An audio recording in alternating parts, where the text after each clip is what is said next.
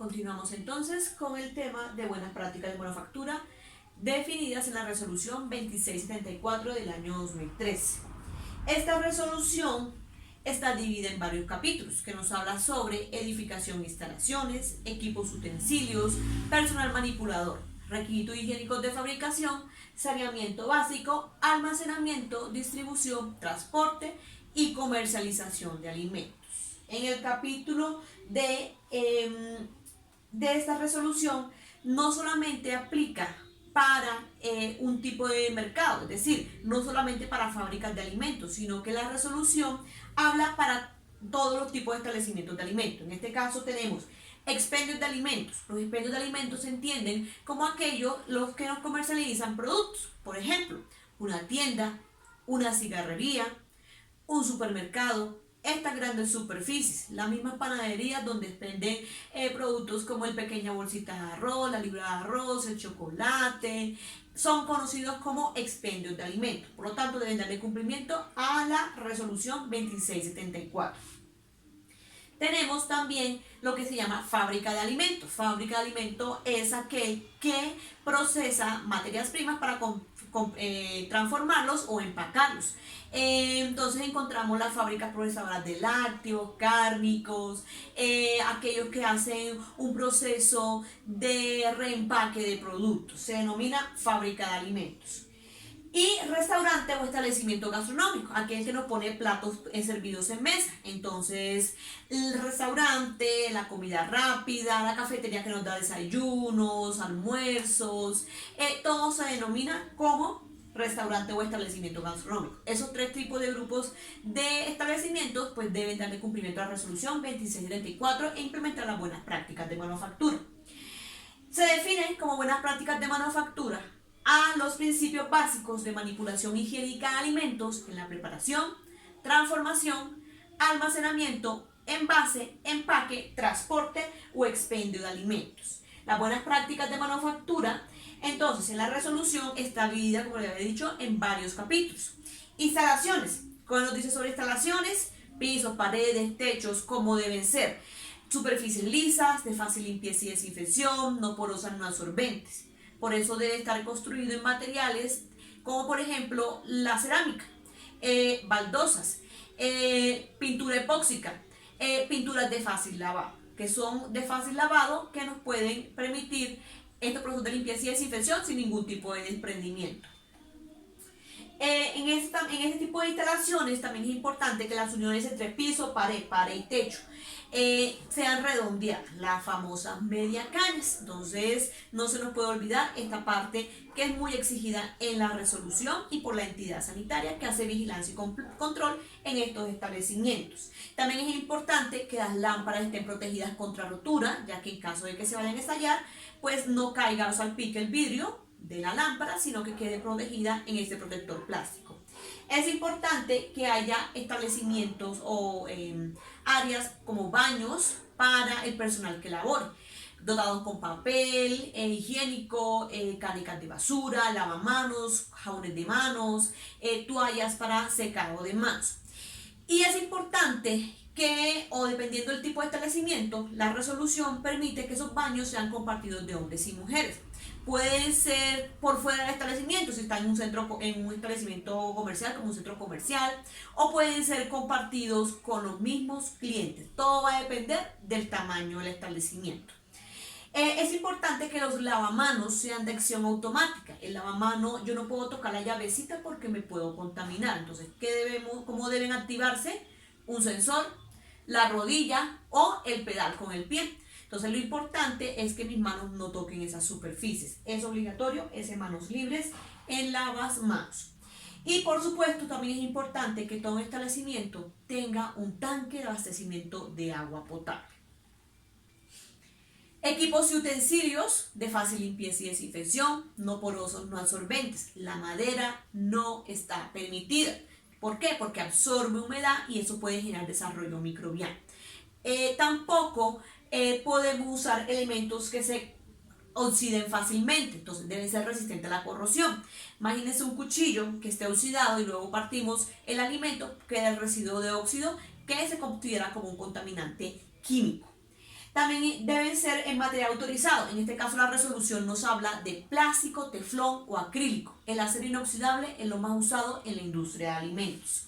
Sin grietas, sin roturas, muy importante, si está desportillado un recipiente, pues hay que descartarlo para evitar que se siga rompiendo por ese mismo ladito.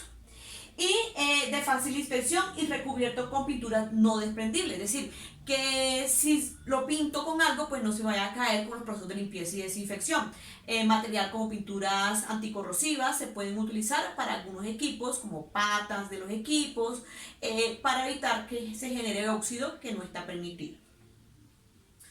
Requisitos higiénicos de fabricación. Aquí nos habla de varios aspectos. Uno de ellos es prevenir la contaminación cruzada. Paso de microorganismos de un alimento a otro, ya sea si yo tengo una tabla de corte, por ejemplo, corto pollo, carne y luego quiero pasar a otro producto y no tengo más tablas, entonces como por ejemplo un vegetal, entonces la idea es lavar y desinfectar la tabla, el cuchillo y nuestras manos, y así evitamos contaminación cruzada.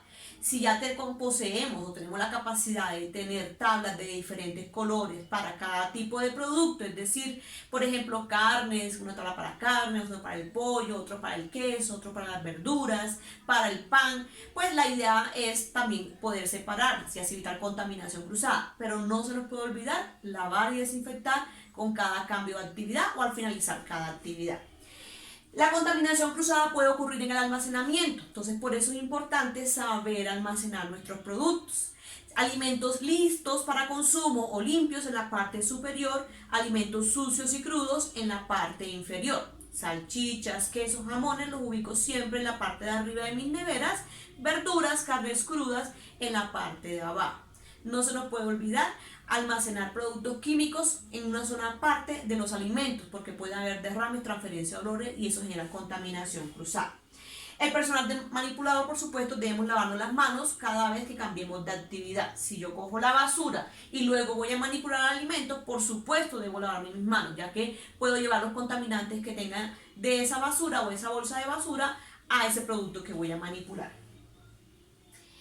También es importante, por ejemplo, en las plantas procesadoras de alimentos, evitar el cruce de procesos, por eso debe ser una línea de producción acorde para evitar que pase personal del área de residuos, por ejemplo, al área de producto terminado o procesamiento y genere contaminación cruzada, ya sea por residuos que se pueden generar en su uniforme o en los zapatos. Y todo equipo, por supuesto, no se nos puede olvidar que cada vez que finalicemos una operación, hay que lavar y desinfectar cada superficie. Si usé el cuchillo, lo lavo y lo desinfecto. Si, por ejemplo, cociné algo o almacené, hice algún tipo de mezcla en un recipiente, pues debo lavarlo cada vez que lo vaya a utilizar. Lavar utensilios, equipos después de usarse. Materias primas. Entonces, ¿qué recomendaciones debemos llevar o tener en este capítulo o nos dan en este capítulo? Toda materia prima que se reciba, pues verificar el empaque, que no esté sucio, dañada, que no esté en mal estado, que no tenga ningún tipo de golpe o abolladura si es una lata, que no esté golpeada o abollada. Y alimentos no pueden estar abombados, que se quieran reventar. ¿Listo? Muy importante. Importante cuando se reciba materia prima, tomar temperaturas. Entonces, ¿cómo vamos a tomar temperaturas? En un alimento muy sencillo. Tomamos 2 empaques del producto. Tomamos el termómetro de punzón si contamos solamente con este. Y la idea no es perforar. Si perforamos, dañamos el producto. Tomamos esos 2 empaques, lo colocamos en la mitad como si fuese un sándwich y tomamos temperaturas superficiales.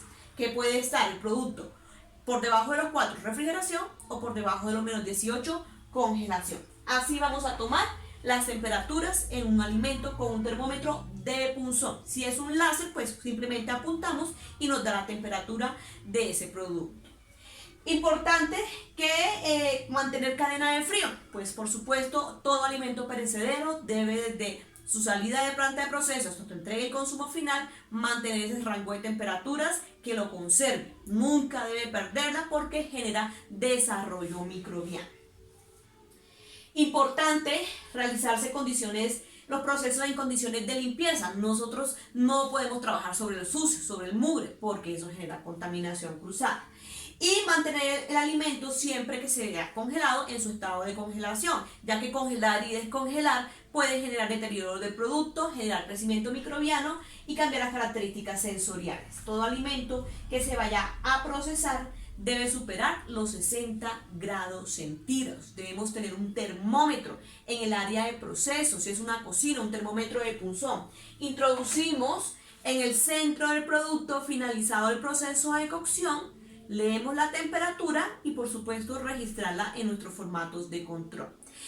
Siempre, ¿por qué por encima de 60? Porque a este rango de temperatura empezamos a eliminar carga microbiana. Entonces es lo que nos recomienda y nos exige la resolución. Siempre por encima de 60, entre mucho más calientes, 65, 70, 75, mucho mejor esas condiciones para eliminación de carga microbiana. Entonces, miremos las temperaturas de conservación de los alimentos. Refrigeración, por debajo de los 4, 2 grados por encima o por debajo. Quiere decir que máximo hasta 6 está permitido. ¿Por qué hasta 6? Por ejemplo, si yo recibo materia prima, el producto se dejó unos minuticos por fuera de la nevera, puede aumentarse un poquito la temperatura antes de guardarlo en la zona de refrigeración. Por eso se permite máximo hasta 6 o la temperatura ambiente está muy caliente y afecta la superficie de ese alimento. Pero máximo hasta 6. Por debajo de los 4, así deben estar todos los alimentos refrigerados, lácteos, cárnicos, y inclusive el centro puede estar inclusive más frío. Congelación por debajo de los menos 18 nos dice la norma. No menos 10, no menos 15, no menos 12. Eso no nos sirve. La autoridad sanitaria, de acuerdo a esta resolución, es muy clara. Congelación menos 18 grados centígrados o más frío. Temperatura ambiente no está definida en ninguna norma. Lugares secos, frescos y bien ventilados donde no hay acumulación de humedad. Muy importante. Entonces, miremos algunos productos. Por ejemplo, la leche es un alimento perecedero, por supuesto debe estar a temperaturas de refrigeración, a pesar de que hoy en día encontramos una leche que se llama leche larga vida o ultra pasteurizada. La encontramos en las estanterías, al ambiente, no les pasa nada. Pero si lo abro esa leche y debo guardarla en la nevera una vez abierta, porque es un alimento perecedero. Derivados lácteos, como por ejemplo salchichas, quesos, jamones, yogures, cremas de leche, suero costeño. Todos estos productos obtenidos o elaborados a partir de leches o subproductos, pues deben mantener siempre condiciones de refrigeración. Si tenemos dudas de cómo almacenar ese alimento, leamos el empaque, la etiqueta de ese producto, nos dice el método de conservación. ¿Listo? Muy importante.